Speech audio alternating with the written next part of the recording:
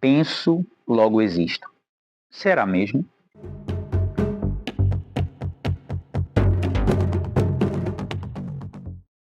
Olá, pessoal. Que bom estar com vocês novamente. Espero muito que todos vocês estejam muito bem. Bem, hoje eu fiz esse vídeo mais em um formato de um bate-papo. Eu não organizei assim a ideia de pontos específicos para trabalhar durante esse vídeo, mas conversar com vocês sobre o que eu coloquei lá no início do vídeo, que é penso, logo existo. Será mesmo? Vamos fazer uma experiência, vamos pensar por um momento se nós fôssemos somente a nossa mente. Como será que seria a nossa vida? Será que seria uma vida tranquila, equilibrada, calma como um lago, né? Sem vento, aquele lago bem tranquilo? Ou seria uma vida com um lago tranquilo e com um mar revoltoso, né? Ou seja, uma vida sempre em oscilação. Eu acho que a gente já está se identificando, né? Porque quando a gente está só na mente, se nós fôssemos só a mente, e como vocês já devem imaginar, 90% da população, ou acredito que muito mais, a grande maioria da população, vive acreditando que só é a mente. E por isso a vida, ela é uma sucessão de altos e baixos, uma sucessão de lagos calmos e tempestades no oceano, não é verdade? Então, nós escutamos muito narrativas como minha vida é um fracasso, tudo que eu faço não dá certo, quando começa a dar certo, mas na frente a gente já sabe que vai dar errado, sentimentos de inferioridade, sentimentos de que as pessoas não nos compreendem. Então, quem vive na ideia do fracasso, e eu vou chamar aqui de narrativa, vive com pensamentos assim, que não é nada, que as pessoas não valorizam, ou seja, vive uma espécie de vitimismo e que ele precisa, de uma certa forma, validar isso através das experiências que vive na vida. Então, quanto mais a pessoa vive a narrativa do fracasso, mais ela precisa de pessoas e de situações que confirmem isso. E vocês sabem, né? Quando a pessoa está na narrativa do fracasso, do vitimismo, as pessoas se juntam, né? Vão até essa pessoa para ajudá-la, como você está, o que a gente pode fazer para que você não fique dessa forma. Mas o que elas não sabem é que aquela pessoa, ela não quer sair daquela situação. Ela quer continuar naquela situação. Por quê? Porque quanto mais ela age desse jeito, mais pessoas vêm ajudar. Ou seja, ela tem, mesmo que inconsciente, muitas vezes, o entendimento que pessoas estão ao lado dela, que ela não está só, que de uma certa forma ali há uma espécie de, digamos, felicidade distorcida. Mas também nós escutamos aquelas pessoas que têm, e eu vou continuar chamando de narrativa, narrativa de sucesso. Ou seja, essa pessoa, ela quer ser uma inspiração para si mesma e uma inspiração para os outros, de forma que as pessoas a admirem e escutar sempre delas. Olha, aquilo que você fez, aquilo que você me disse, mudou minha vida. O fato de você falar aquela coisa ou agir dessa forma me inspirou a fazer isso pela minha vida também. E hoje minha vida é um sucesso. Eu moro onde eu queria, eu tenho um carro que eu queria, eu tenho uma família que eu queria. E sou muito feliz e agradecido por isso. Então, a pessoa que vive na narrativa de sucesso, quando ela escuta algo assim, ela traz para ela também uma felicidade. Ela começa, por exemplo, quando é um influencer, a ter mais seguidores, as pessoas começam a passar uma energia boa para ela, porque ela está ajudando as pessoas a mudarem de vida, mudando a sua própria vida. Né? E vocês podem me dizer, e há algo errado com isso? Bem, pessoal, a questão que eu quero dizer é que tanto na narrativa de fracasso quanto na narrativa de sucesso, são apenas narrativas. Não são, na verdade, quem as pessoas são. O que vocês percebem, por exemplo, é que as pessoas gostam muito de saber da vida das outras pessoas.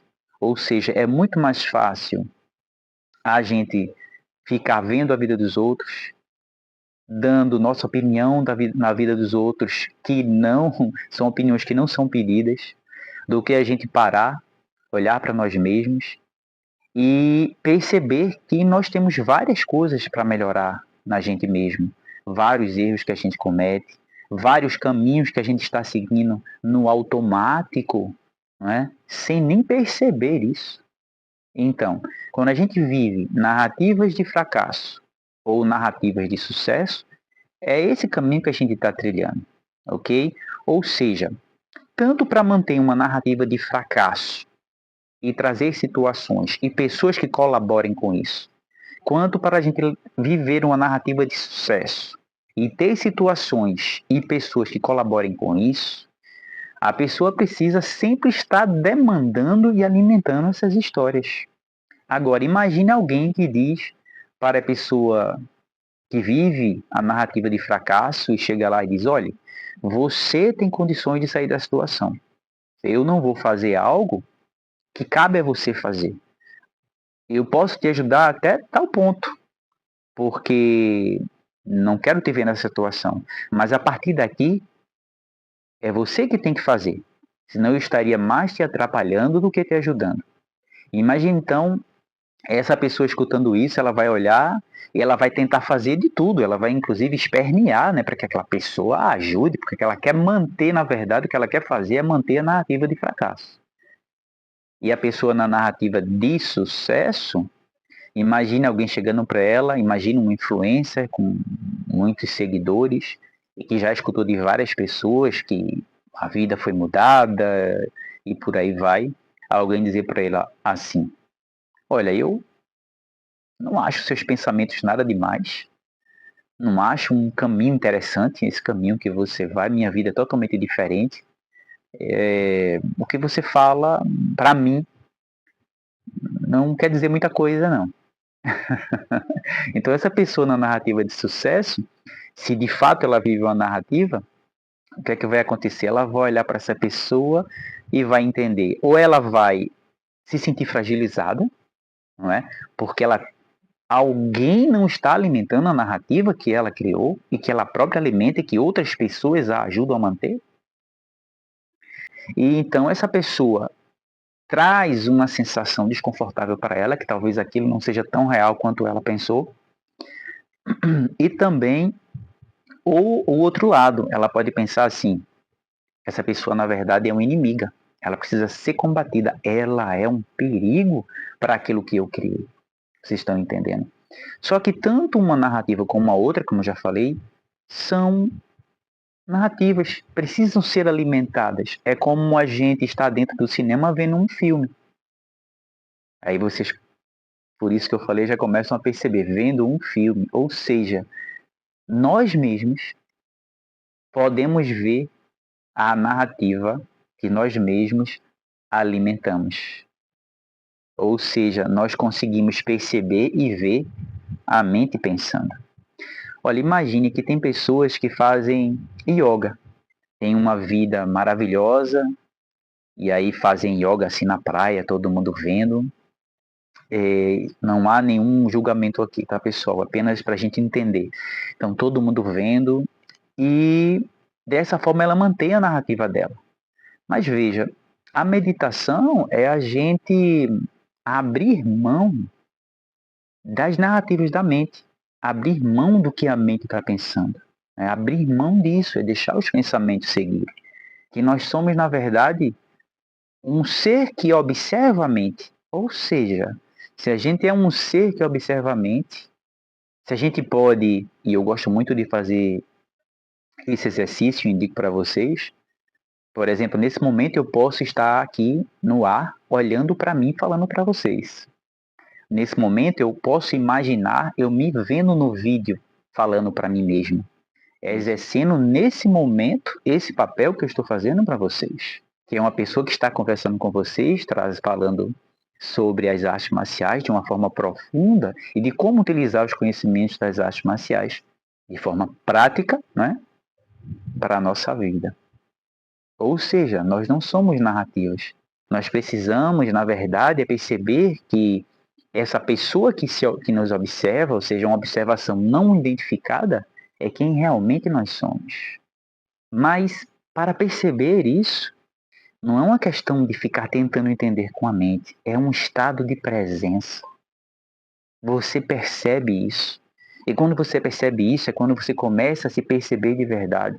O seu corpo, a sua respiração, os seus pensamentos oscilantes, em momentos que eles te colocam para cima, momentos que eles te colocam para baixo, momentos que eles te trazem dúvida, momentos que eles te trazem certeza. E isso te afasta, inclusive, também do momento mais precioso que alguém pode ter, que é o momento presente. A mente fica sempre querendo te levar para um lado, para o outro.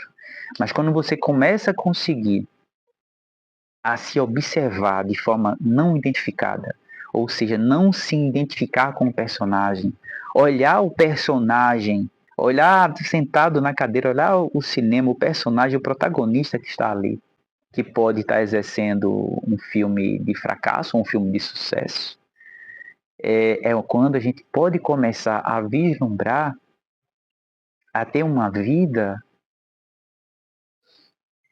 com mais plenitude, uma vida com consciência, uma vida que de fato a gente comece sim a exercer aqui papéis, mas que tem um sentido profundo e não daquilo que a gente escutou de fracasso, histórias de fracasso, histórias de sucesso, que vem de história de outras pessoas. Se a gente não se percebe, na verdade nós repetimos frases, palavras que são repetidas há muito tempo, que nossos pais repetem, que nossos irmãos repetem, que nossos amigos repetem, que professores da escola repetiram, e hoje a gente é apenas um repetidor, né? Algo automático. Ou a gente segue o caminho que a maioria diz que é o sucesso, ou que a maioria diz que é o fracasso, mediante a narrativa que a gente, naquele momento, resolveu seguir na vida. Vocês percebem isso? Então, a gente precisa estar acima, um nível acima. A gente perceber, sentir o divino em nós mesmos. Para que a gente entenda e acesse não só nós mesmos, mas os nossos próprios dons.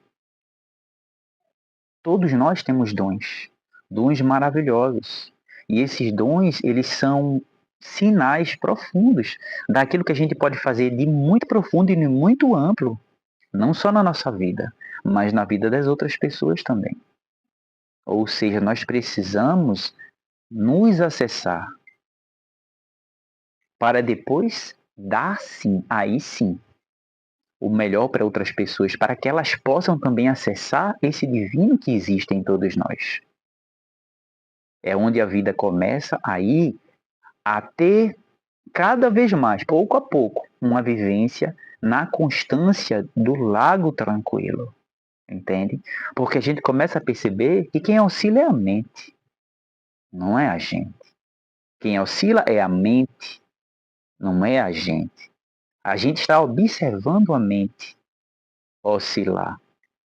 E aí a gente começa a perceber que nem a gente não é nem o sofrimento que a mente está tendo naquele momento, nem a alegria que a mente está tendo naquele momento. Porque se qualquer coisa te leva para um estado de tristeza, ou se qualquer coisa te leva para um estado de euforia, digamos, uma tristeza mais profunda ou uma euforia, né?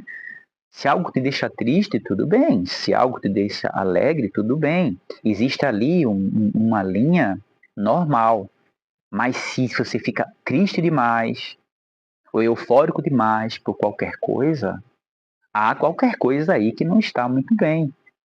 E a indicação é que nós estamos acreditando que nós somos a nossa mente, ou seja, penso, logo existo.